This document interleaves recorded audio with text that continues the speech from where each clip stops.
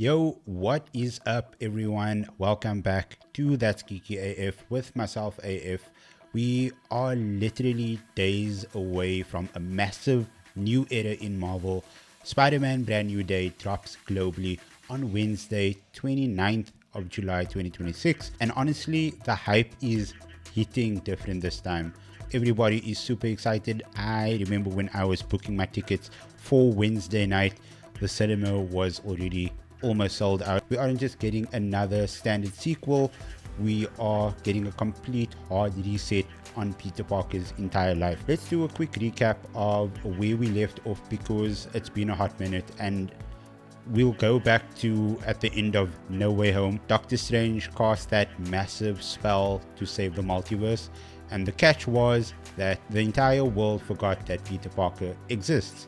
They probably only know him now from old photos with no clue who this person actually is. Fast forward 4 years later, Peter is now an adult. He's living completely alone in New York. No Stark Tech, no Aunt May, zero safety nets. He's been playing the anonymous street level hero full time, but that's not even the craziest part of it all. The absolute non-stop pressure of being Spider-Man while watching his old friends move on without him is triggering something extremely wild. His superpowers are undergoing this super creepy, dangerous biological evolution. We are talking about his eyes turning jet black and him losing complete control.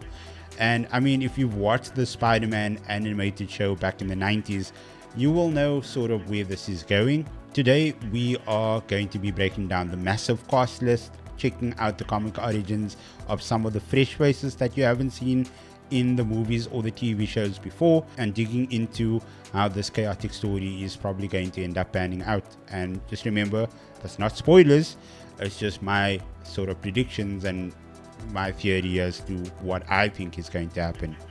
So we'll just start off with the returning crew, and there is also an extra character who's basically a main character in this movie, but whose role has been kept under wraps. First up, we have the team that we already know. Obviously, Tom Holland is back as Peter Parker, but he's playing a much darker, much more isolated version of this character.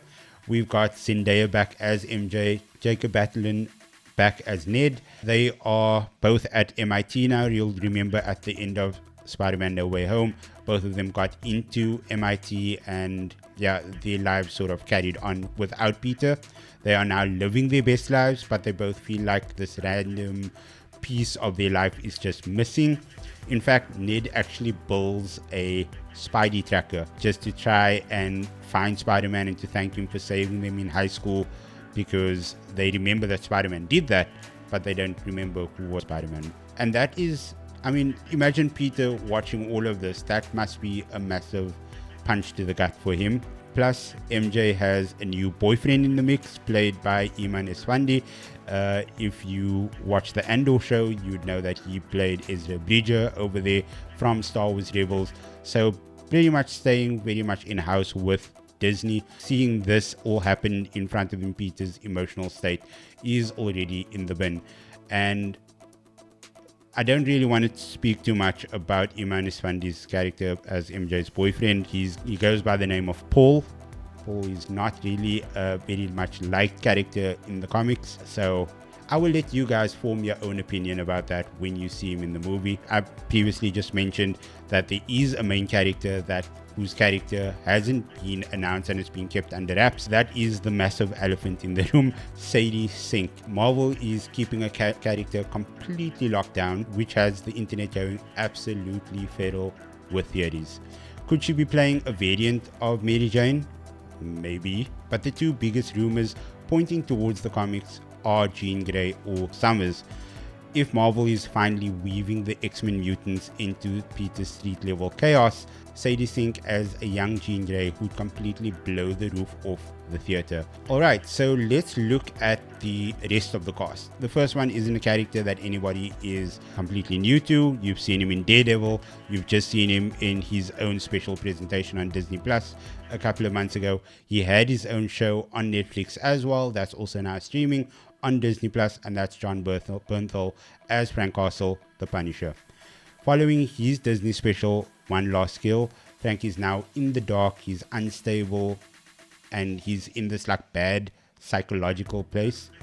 Even though this movie is PG-13, we are finally getting the classic battle van in live action for the first time.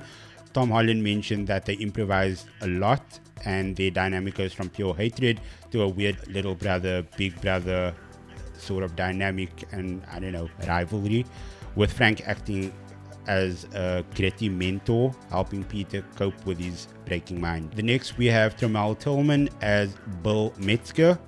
He is playing the new big boss running the Department of Damage Control, and his entire mission is policing and locking down superpowered individuals.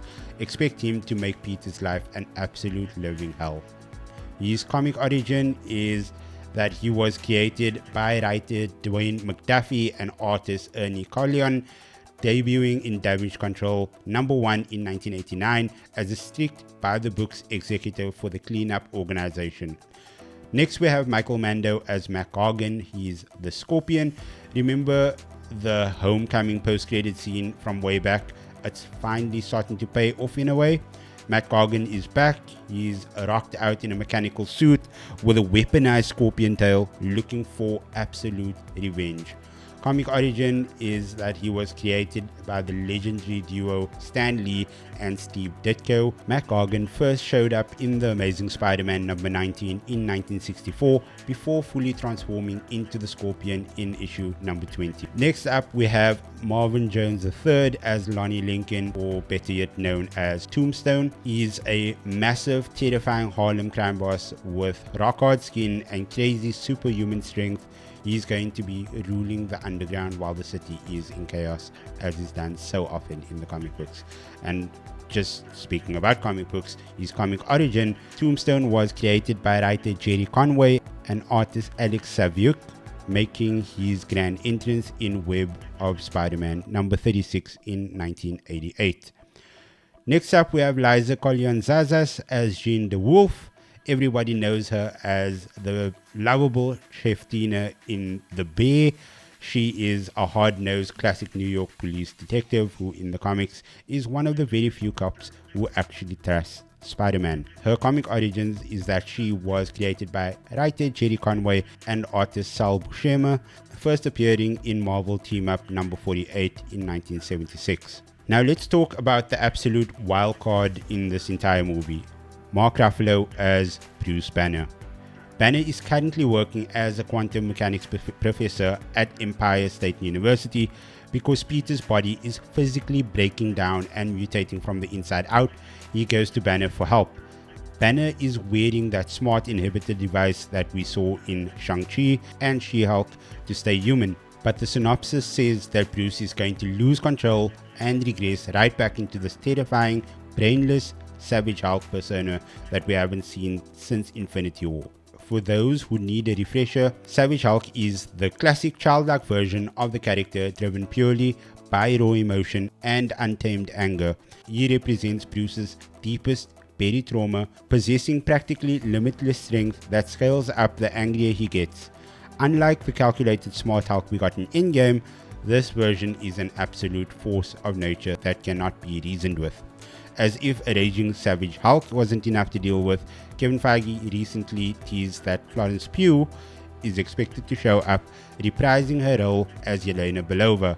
Having an elite assassin running around New York just dials the street level tension all the way up. So how does all of this connect? Here is how I see the story panning out. The synopsis mentions a powerful villain no one can even see, between the Hand Ninja Clan showing up and villains like Boomerang, Tarantula and Ramrod running wild. New York is basically falling into some type of total anarchy. I think that Peter's physical mutation isn't just a random sickness. It could be that his body is going to be changing to adapt to this invisible threat. When things go south and Bruce Banner transforms into the Savage Hulk, Spider-Man won't really be strong enough to stop him alone. This is where Frank Castle comes in. Frank and Peter are going to have to team up, and they're going to have to use Frank's brutal tactical mindset to track down the invisible threat while trying to save Banner before the damage control forces try to pull the city apart. And then keep in mind, we still don't know what Sadie Sink's role in all of this is. Is she going to be a villain? Is she going to be an ally? That is all up in the air. That is still going to be contributing to what the final end game is going to be of this movie.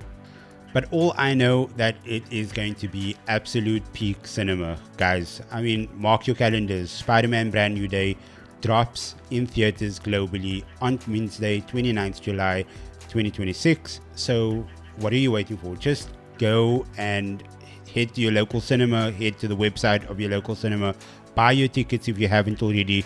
The seats are selling out as fast as I can imagine. So just go book your tickets. You are not going to want to miss this one. It's going to be amazing. I think the cast is going to be great. I think the story is going to be great. I think Peter Parker, just trying to navigate this entire new journey on his own, it's going to be a really great story, and I can't wait to see how it all pans out. We finally get other characters from other universes, like Frank Castle. He was never ever allowed to sort of cross over into the movie realm yet up until now, so he's going to be making his first MCU movie appearance.